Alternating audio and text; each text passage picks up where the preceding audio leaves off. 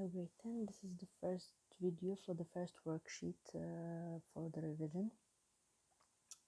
In this worksheet you'll find 8 different functions. These functions are linear functions, quadratic, cubic, exponential, absolute value, radical, cube root, and logarithm. We didn't take all of the functions and how to deal with them, but we learned how to find the domain, range, and end behavior of any of them. So we're going to have some examples. You can follow this video using the worksheet posted with it. First, let's start with the simplest of them all, which is the linear function. What we have in this worksheet, we have a simple linear equation with a line of y equals x, which is like this.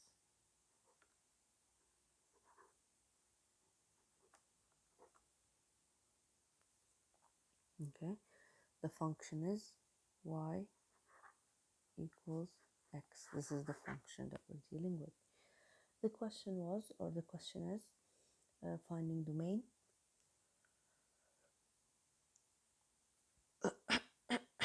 finding domain, range, and end behavior. Sorry. So for the domain, here as we can see the domain, we can always find the domain by seeing what are the x values that are visual for this function. Basically this means if this is our function right here, so let's say this pen represents the function, okay? If you're going to scan it into the left and to the right, what are the values that this line will be crossing? This is the meaning of a domain, which are the values of x. Here what we can see, when we're shifting it to the left and to the y, it will keep crossing all the values in the x and all the values in the right part of the x and in the left part of the x. And we express this as d, which is the domain, is negative infinity, from negative infinity to infinity.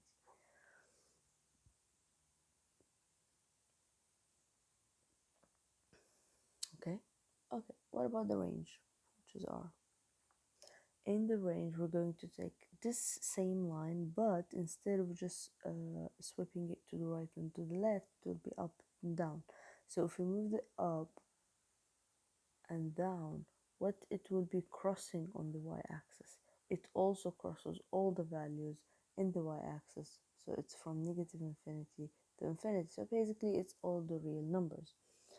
This was an easy one. Let's just have something different, which is the quadratic function. In the second part in the worksheet that you guys have, we have another equation, which is just a parent function of the quadratic function, which is y equals x squared. We have already learned how to graph this.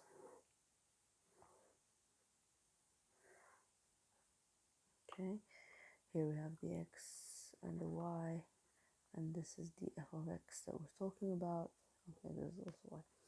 Now, the same thing here. If this is our, let's say this is our quadratic equation right here, okay? If we're going to shift it to the right and to the left, which x values it will be crossing? Now, put in mind that the vertex of this quadratic equation is right here at 0, 0. So if it's moving, the vertex is moving with it. So what are the values that it will be crossing? It's very clear here. This point will be crossing all the values in the x. So we're going to write that the domain of this quadratic function is just this quadratic function, not any one. Guys, you don't have to memorize this. You have to understand the meaning of it, because in the exam it will be not you will not get the normal parent function. You'll be getting a transformed one. So this vertex can be here, it can be here, it can be here, it depends. And based on the graph, you have to know how to find the domain and range. Now in this graph, we have the domain that is all real numbers. So we're going to write it as from negative infinity to infinity. And we use the square bracket because it's an open one. You can just put a closed one for infinity.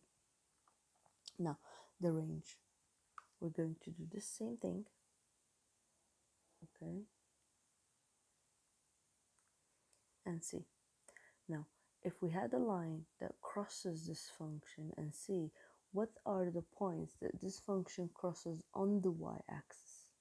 If you can see here, it cannot go down because there's none of these arrows going down. So this function doesn't cross any point downward to zero. So that means the range of this function, the points that this function crosses, like here, look, these are the points. Like if you're scanning this function, the points that you will get are only the function or the numbers in the upper part of the y-axis. So once you reach the zero, you'll not get any less values. So here, this is how we're going to write it. We're going to include the zero because it is in the vertex and it is until infinity, but none of the negative values are included. Okay. Now I've already sent you a solved worksheet, so I want you to go across the rest of the equations and let me know if you don't understand something. Um, Another thing, one of the things that can be asked in the exam is if the function in front of you is an odd or even function.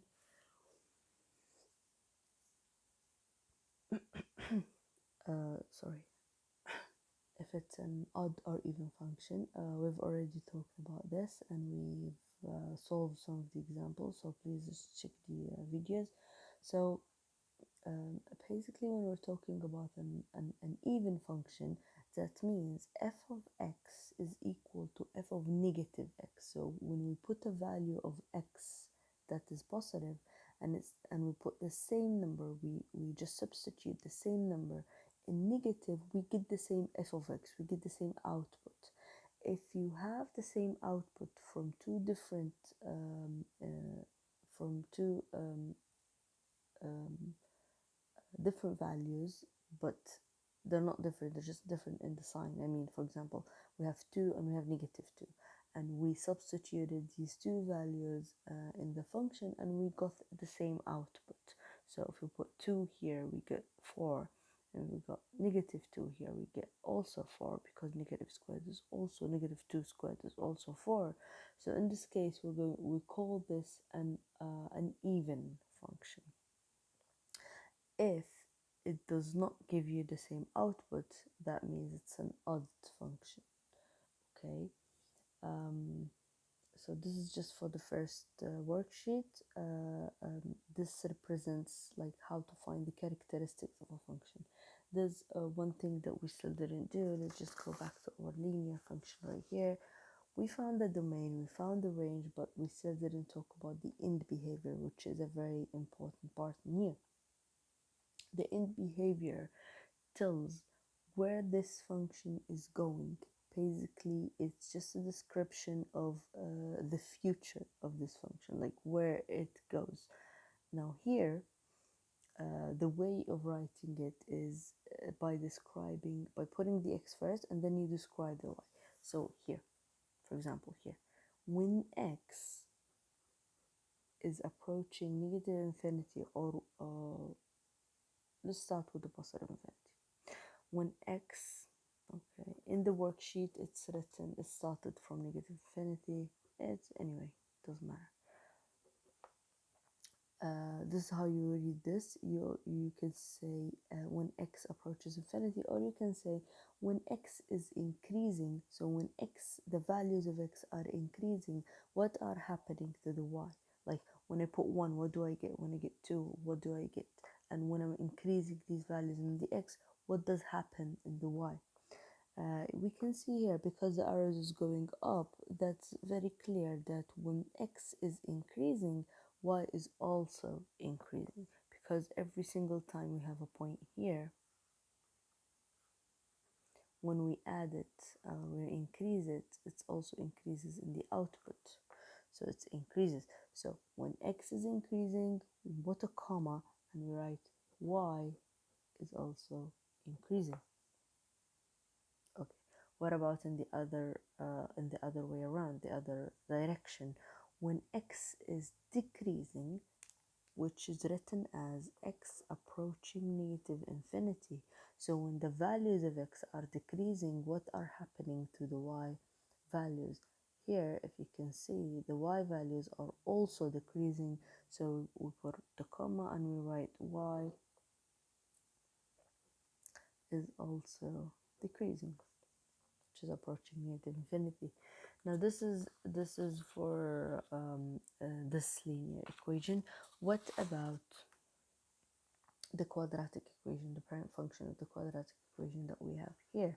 Now here, if you see, the end behavior of this function is when x is approaching infinity, which means when x is increasing. So when the values of x are increasing, what is happening to the y values? In here, it's also increasing. It's very clear that it's also increasing. So we're going to say that y is also increasing, because look at here. When you have a number here, that is the output that you get. When the input is right here, so it's increasing, the output is also increasing, sorry. When it is increasing again, the output is also increasing. So what is happening here? We have an increasement in both ways, in x and in y. So let's go to the other side now. When x is decreasing, the question now, what is happening to the y? When x is decreasing, so when the values of x are going to the left, what is happening to the y here? Where this line is going? This curve is going upward, which means when x values are decreasing, the y values are actually increasing, because it's going up, it's not going down. Because if it was decreasing, it will be like this, it will be here. Okay, but it's not. So when x values are decreasing, y values are increasing again.